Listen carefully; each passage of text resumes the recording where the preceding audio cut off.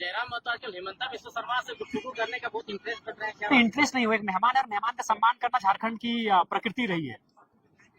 अमित महतो जी का चुनाव लड़ना हमारे दल से या ना लड़ना, क्योंकि उस क्षेत्र के हमारे स्तंभ है देवेंद्र जी, हम उन्हीं पे छोड़ देते हैं, क्योंकि वो मान के चलो लोकसभा लड़ चुके हैं, वो 6 सीटों पे लड़ चुके हैं और रांची हटिया उनके लिए कहीं भी खुला है। तो ये निर्णय मैं आदरणीय बड़ी उपाध्यक्ष जी पे छोड़ता हूँ कि अमित महतो जी के साथ हम लोग किस प्रकार से राजनीति में करें या किस तरह उनके साथ है, क्योंकि उसी क्षेत्र चाहते हैं। तो ये मैं उनको ये संज्ञान में देना चाहूंगा। कोई नाराजगी ऐसी कुछ नहीं है। देखिए अभी बात है कि राज्य के लिए हम लोग आए हैं, हम लोग सीटें जीत कर जाएंगे तो मजबूत होंगे। तो मान के चलिए अगर 2 प्रत्याशियों में क्योंकि जो लगे कि हाँ इस बार के लिए परफेक्ट है, वो नो डाउट वो फ्यूचर है, तो उसके बाद भी उनको ये निर्णय उन पर हम लोग सोचते हैं, उनसे मिले जुले बातचीत करें और इसका निष्कर्ष निकालें। क्या आपका निर्णय रहेगा कि सुदेश महतो जो महतो वोट बैंक को झारखंड में संभालने का काम कर रहे हैं, उस वोट बैंक को ध्वस्त करने का काम आपकी पार्टी? देखिए हम लोग किसी जाति की राजनीति करने नहीं आए हैं, हम लोग झारखंड के जनमानस के दर्द पर मरहम लगाने की राजनीति करने आए हैं। और दर्द किसी एक जाति को नहीं मिला है। परीक्षा में बैठने वाले छात्र एक जाति के नहीं होते हैं, विस्थापन होने वाले लोग एक जाति के नहीं होते हैं, नौकरियों में धक्का खाने वाले लोग एक जातियों के नहीं होते हैं, पारा शिक्षक एक जाति के नहीं है, आंगनबाड़ी की सेविकाएं एक जाति के नहीं है, स्वास्थ्य कर्मी एक जाति के नहीं है, सहायक पुलिस कर्मी एक जाति के नहीं है। तो हम लोग झारखंड के दर्द पे महरम लगाने की राजनीति करने आए हैं, तो झारखंडियत की राजनीति करने आए हैं। लेकिन जब हम लोग राजनीति करेंगे तो सभी जाति सभी तत्वों को जरूर लाभ मिलेगा। लेकिन झारखंड की राजनीति में तो यही चर्चा है ना कि जयराम महतो कहीं न कहीं सुदेश महतो की राजनीतिक कैरियर को खत्म करने के लिए। नहीं, हम किसी को कैरियर को क्यों खत्म करेंगे भाई? आप अगर अच्छे से काम किए हैं तो जनता आपको चुनेगी, हम कैसे किसी को खत्म कर सकते हैं? हमारे कहने से हमारे बोलने से अगर कोई खत्म होता और किसी इंसान के बोलने या करने से कोई खत्म होता तो लोग दुनिया को खत्म करा चुके होते। ये उस व्यक्ति के कार्य पर डिपेंड करता है कि आप 25 वर्षों से 30 वर्षों से 40 वर्षों से जिन्होंने राजनीति किया है, आपने जनता के साथ कैसा व्यवहार बनाया है, जनता के मुद्दों के साथ कैसा काम किया है, ये उन पे डिपेंड करता है। सिंबल मिलने के बाद जयराम महतो पार्टी में कितना मजबूत महसूस कर रहे हैं, जनता के बीच में कितना मजबूत महसूस कर रहे हैं? क्योंकि लोकसभा में हम लोग बटे हुए थे, हमारा रजिस्ट्रेशन नहीं हुआ था, हमारे प्रत्याशियों का सिंबल एक नहीं था। अब केची छाप यानी राजमहल, शायद राजमहल के 1 से लेके गढ़वा के भवनाथपुर के 81 तक एक केची छाप, साहेबगंज के राजमहल से 1 नंबर विधानसभा से लेकर गढ़वा के 81 नंबर वाले विधानसभा भवनाथपुर तक केची छाप केची छाप केची छाप। क्या जयराम महतो यह निश्चित कर लिए हैं कि वह चुनाव में अकेले ही लड़ने के लिए तैयार हैं? देखिए जो राजनीतिक दलें हैं अभी स्थापित हैं, उनको राज्यवासियों ने मौका दिया, और अगर हम लोग शुरू से उनके गोद में जाकर बैठ जाएं तो राज्य की जनता तो कहेगी फिर आप क्यों आए हैं, क्यों थे राजनीति में? उनके जैसा ही चुनाव लड़ना था, उनके साथ ही होके लड़ना था। तो कुछ नया करने आए हैं, नया करने दीजिए, नया करने जा रहे हैं। और जो फॉर्म बांटा गया था 5100, जो भी मीडिया में रिपोर्ट आई थी, क्या फॉर्म लेना जरूरी है क्या विधानसभा का टिकट लेने के लिए? देखिए हम लोग फॉर्म लेना जरूरी है, पैसे देना जरूरी नहीं है। फॉर्म लेना आवश्यक है, फॉर्म भरना आवश्यक है, अपना विवरण देना आवश्यक है, अपनी जानकारी देना आवश्यक है। जैसे परीक्षार्थी फॉर्म भरते हैं किसी नौकरी को पाने के लिए, विधायक जो बनेंगे उन्हें फॉर्म भरना हो। हम लोग नए पैटर्न के साथ आए हैं। आप ही ना कहते हैं पढ़े लिखे लोग कि क्लर्क बनने के लिए परीक्षा देना पड़ता है, आवेदन करना पड़ता है, और अनपढ़ लोग विधायक बन जाते हैं और राज्य को चलाने लगते हैं। तो हम लोग एक नया प्रयास करने आए हैं, इसीलिए हम लोग आवेदन भी लेके आए हैं, एक मापदंड भी लेके आए हैं, परीक्षा और इंटरव्यू भी लेकर आए हैं। तो करने दीजिए ना, अभी सवाल जवाब क्यों कर रहे हैं? एक नया आप लोग चाहते हैं वैसा करने आए और फिर हम इन लोग को टोक रहे हैं, तो करने दीजिए थोड़ा। अच्छा, कैंडिडेट का सूची आप जारी नहीं कर रहे विधानसभा में, किसको कहां से सूची जारी इसलिए अभी नहीं होगी क्योंकि हम लोग एक समन्वय स्थापित करेंगे। राजनीति में हम लोग एक नया दौर लाने जा रहे हैं। अगर एक विधानसभा में 5 लोगों ने फॉर्म भरा है, अजय, विजय, सुनील, मंडल, सुनील, दिस दैट, कोई भी 5 लोग, तो उनको हमारी कोऑर्डिनेशन कमेटी बैठेगी, उस समय केंद्रीय अध्यक्ष स्वयं उपस्थित रहेंगे और उनके बीच एक समझौता नामा किया जाएगा या फिर समझाया जाएगा कि चलिए सब मिलके इनको समर्थन करें, एक प्रयास। लेकिन अगर पहले सूची जारी नहीं करते तो, क्योंकि पार्टी आपकी नवेली है, तो फिर विस्तार करने में समय। देखिए आपको भी मालूम है 1 लाख जी को 4 दिन पहले टिकट मिला था।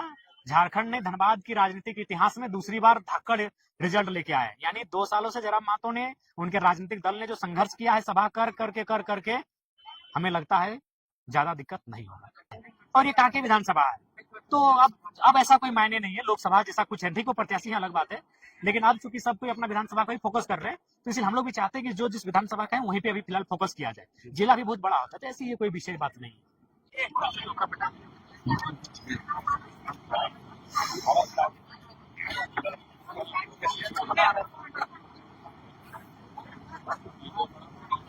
जयराम जी कांके विधानसभा क्षेत्र में आज प्रोग्राम कर रहे थे, यहाँ पर भी विस्थापन का दर्द बढ़ा है, क्या कहना चाहेंगे? बिल्कुल, हमें लगता है यहाँ तो विस्थापन का दर्द बिल्कुल अनगिनत है। यहाँ के रग रग में विस्थापन है, यहाँ के पग पग में विस्थापित लोग हैं, और मुझे लगता है कि झारखंड राज्य अलग करने की लड़ाई ये लोग आज भी लड़ रहे हैं। बेशक झारखंड राज्य अलग हो चुका है, धरती आबा बिरसा मुंडा की जन्म तिथि 15 नवंबर सन 2000 को झारखंड राज्य अलग हो चुका है, लेकिन अगर कांके क्षेत्र की मैं बात करूं तो यहाँ के लोग झारखंड अलग राज्य की लड़ाई आज भी लड़ रहे हैं। क्योंकि झारखंड अलग राज्य की लड़ाई थी जमीन बचाने की लड़ाई, अपने जमीनों के संरक्षण की लड़ाई। बिल्कुल यहाँ रिम पास है, यहाँ ITBP है, यहाँ पागल खाना है, यहाँ कैंसर अस्पताल है, यहाँ आपका BIT मेसरा इसी विधानसभा में आता है, इसी विधानसभा में आपका और माने CMPDI का आता है, इसी विधानसभा में आपका CCL आता है।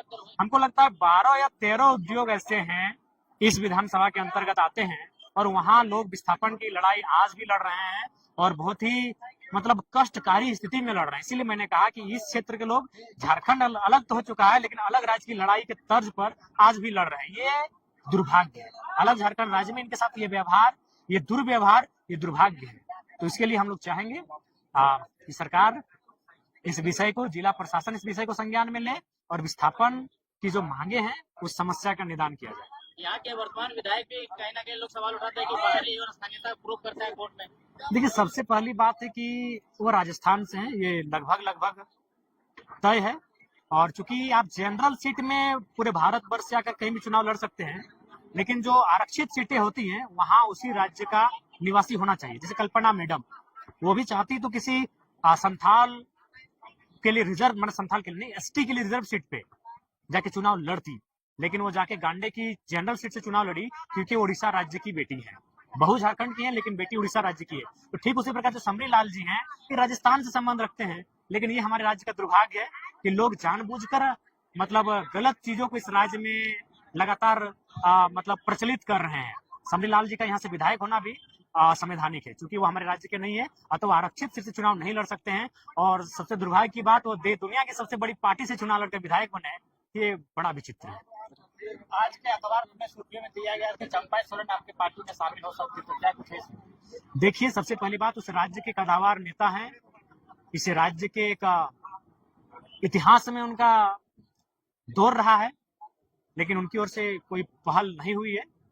अगर ऐसी पहल होगी तो हम लोग बैठकर उस पर जरूर चर्चा करेंगे, लेकिन अभी ऐसी कोई बात नहीं हुई। जयराम जी, जिस तरह से हमेशा देखा जाता है कि देवेंद्र जी कहीं पर भी अगर सभा होती है तो आते हैं, लेकिन आज यहाँ पर नहीं आए, क्या कारण? देखिए, ये तो उनका निजी कारण हो सकता है, क्योंकि मैंने आकर पूछा कि भाई नहीं आए हैं, तो उन्होंने कहा नहीं, हम लोग टेलीफोन किए, लेकिन मैंने भी फोन किया उनको, उनका 9431 और 9470 दोनों नंबर स्विच ऑफ है, और ऐसा मालूम हुआ कि उन्होंने एक नया सिम लिया जो उनके 4-5 लोगों तक ही सीमित है।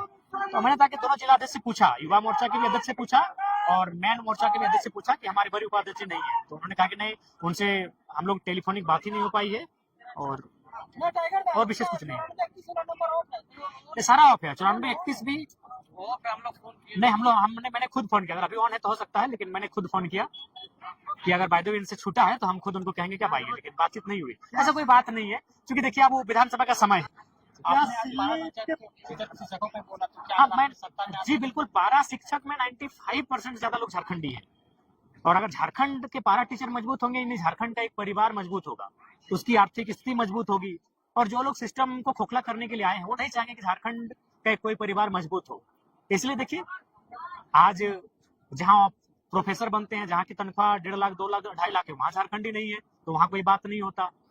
PGT में ओपन टू ऑल कैटेगरी में धड़ल्ले से बाहर के लोग आते हैं, वहाँ कोई बात नहीं होता। लेकिन जब पारा शिक्षक की बात आती है तब देखते हैं लग मौन साथ लेते हैं। 24 सालों से ये मानना होगा आपको कि राज्य की शिक्षा व्यवस्था की रीढ़ है, वो शिक्षक होकर उन्होंने, हमें लगता है, बहुत सारा काम किया। कभी दवा भी बांटे तो कभी जनगणना भी किया, तो जनगणना तो खैर करते हैं शिक्षक, लेकिन उसके अलावा भी बहुत सारे ऐसे काम किए जो शिक्षकों का नहीं था।